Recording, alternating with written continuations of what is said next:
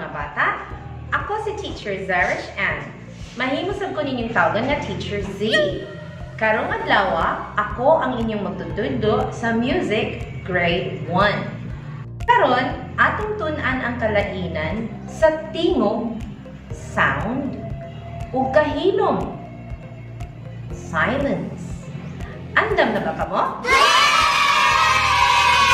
Niini nga leksyon, imong pagatunan ang pag-ila sa kalainan sa mga simbolo sa musika nga nagkahulugan sa tingog o sound o kahilom, silence.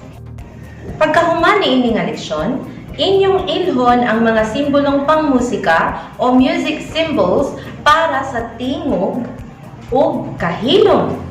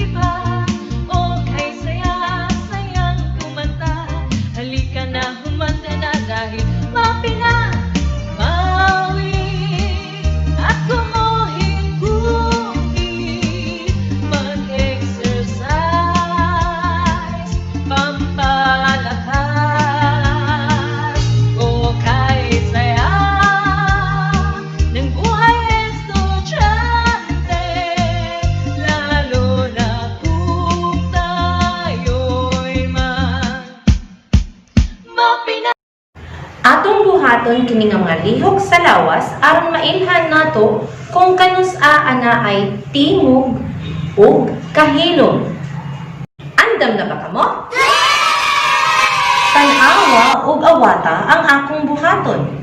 Ipakpak ang imong kamot kas alang sama niini. Naa ba mo'y nabati ang tingog o wala? Naa, diba? Karon ibukhad ang imong mga palad. Naa ba mo'y nabatian nga tingog? Wala, di ba? Kung walay tingog nga madungog, ang tawag ni ana kahilom. Tan-awa kini nga simbolong pangmusika. Kini gitawag nga quarter note. Unsa gani ang tawag niini? Sakto ka. Kini ang quarter note. Ang quarter note nagsimbolo sa tingog nga balor sa usa ka kumpas o usa ka pakpak sama niini. Nagkahulugan kini nga adunay tingog. Tan-awa kining sunod nga simbolong pangmusika. Kini gitawag og quarter rest. Unsa gani ang tawag niini? Sakto ka! Kini ang quarter rest. Ang quarter rest nagsimbolo nga adunay usa ka kumpas nga kahilom. Nagkahulugan kini nga wala kay tingog nga madungog sa imong palibot. Mga pangutana. Unsa ang lihok sa imong mga kamot kung makita nimo ang quarter note? Ang tubag, ang pagpakpak ug kas ang higayon sa imong mga kamot.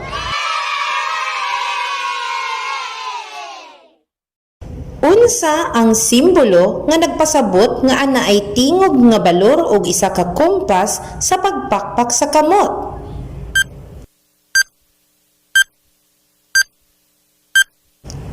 Ang tubag, quarter note.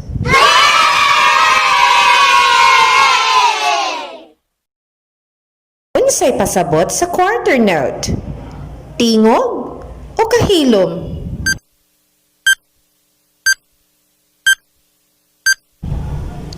Ang tubag mao kini.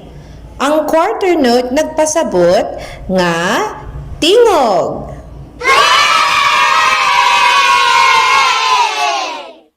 Unsa ang lihok sa imong mga kamot kung makita nimo ang simbolo nga quarter rest?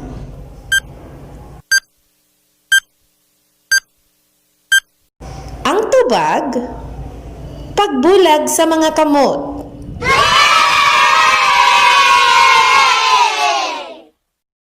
Unsa ang tawag sa simbolo nga nagpasabot nga walay tingog?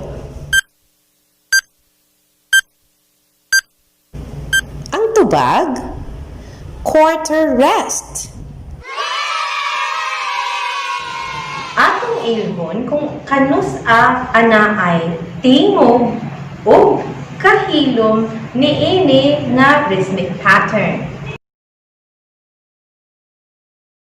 Una, atong ipakpak ang atong mga kamot kung makita nato ang quarter note. O ibulag nato ang atong mga palad kung atong makita ang quarter rest. Ingon niini.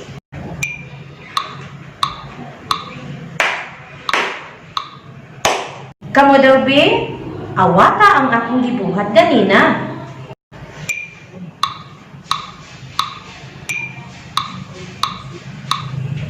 Sakto ka. Sulayan nato kining sunod nga rhythmic pattern.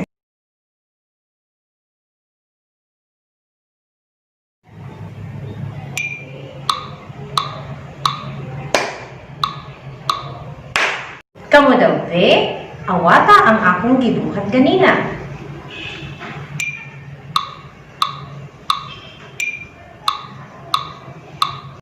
Maayo, sakto ang inyong gibuhat.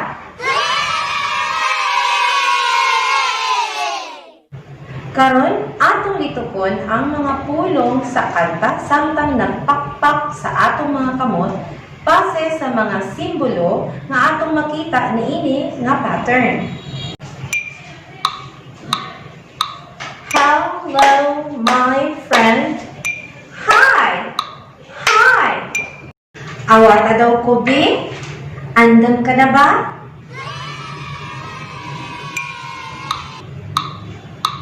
Hello, my friend. Hi! Hi! Maayo! Karon atong kantahon ang Hello, my friend. Mukanta kita kung makita nato ang quarter note.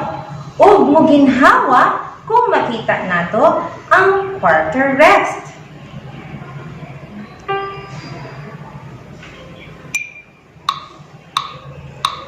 Hello, my friend. Hi! Hi! Andan na ba ka mo mukanta uban ka nako? Manganta na kita.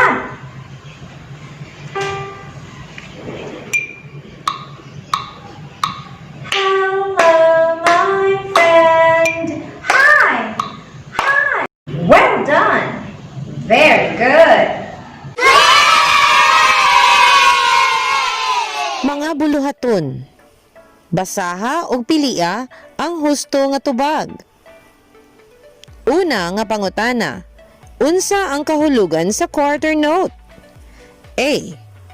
Adunay tingog. B. Walay tingog. C. Adunay mubo nga pinakalit nga tingog.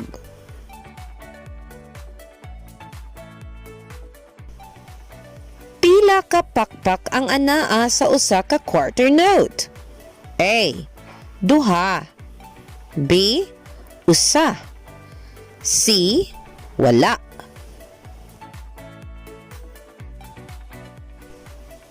Unsa ni nga simbolo sa music? A. Quarter note. B. Quarter rest. C. Whole rest. Unsa ang kahulugan sa quarter rest? A. adunay tingog. B. Walay tingog. C. Adunay pakpak. Asa ang naghulagway sa quarter rest?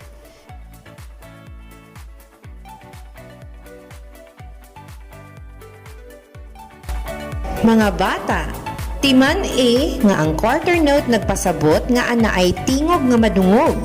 Samtang ang quarter rest nagpasabot nga kahilom, walay tingog nga madungog.